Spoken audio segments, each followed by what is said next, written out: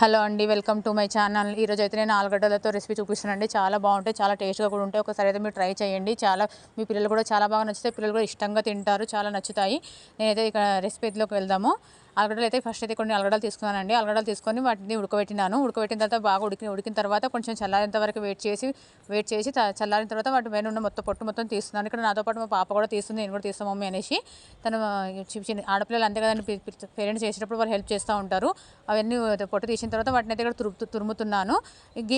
వాటిని కొంచెం పిచ్చుకొచ్చు కూడా, కానీ తురిమితే ఏంటంటే కొత్త ఉండలు లేకుండా మంచిగా ఉంటాయి. అందుకని ఫస్ట్ తురుముతున్నాను. తురిమిన తర్వాత అందులో మనకు మైదా పిండి కానీ గోధుమ పిండి కానీ ఉంటే దాంట్లో కలిపేసుకోవాలండి చపాతీలు చేయడానికి అనేసి. మంచిగా దానికి తగినంత పిండి తీసుకొని కలుపుకోవాలి గట్టిగా. మనం చపాతీల పిండి ఎట్లా తడుపుకుంటామో సేమ్ అట్లనే తడుపుకోవాలి.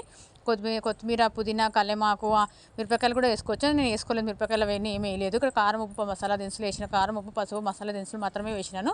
అవి ఓన్లీ మసాలా దినుసులు మాత్రం కారం, ఉప్పు వేసేసుకు వాటిని కొంచెం కొంచెం తీసుకొని మనం చపాతీలు ఎట్లా చేస్తాం సేమ్ అట్లనే చేయాలి. ఆయిల్ కూడా లాస్ట్కి ఆయిల్ కూడా పెట్టాలండి. ఆయిల్తో కూడా పిసకాలి కొంచెం పిండిని. ఆయిల్ పెట్టి పిసికిన తర్వాత చపాతీలాగా కొంచెం కొంచెం తీసుకొని చపాతీలాగా చేసేసుకొని పైన ఆయిల్ పోసి దాన్ని కాలవాలి. చపాతీలు అయితే చాలా చాలా బాగుంటాయి. ఇక్కడ చూడండి నేను చేస్తున్నాను. కొంతమందికి చపాతీలు అనేవి మెత్తగా రావండి. మెత్తగా రాని వాళ్ళు ఒక ఆలుగడ్డ కానీ 2 ఆలుగడ్డలు కానీ అలా చపాతీ పిండిలో కలిపితే, గోధుమ పిండిలో కలిపితే చపాతీలు చాలా మెత్తగా మంచిగా వస్తాయి, చాలా టేస్ట్గా ఉంటాయి. ఇక్కడైతే చూడండి నేను టేస్ట్ చేసిన చాలా చాలా బాగున్నాయి. మీరైతే ఒకసారి ట్రై చేయండి, చాలా బాగుంటుంది. బాయ్ అండి.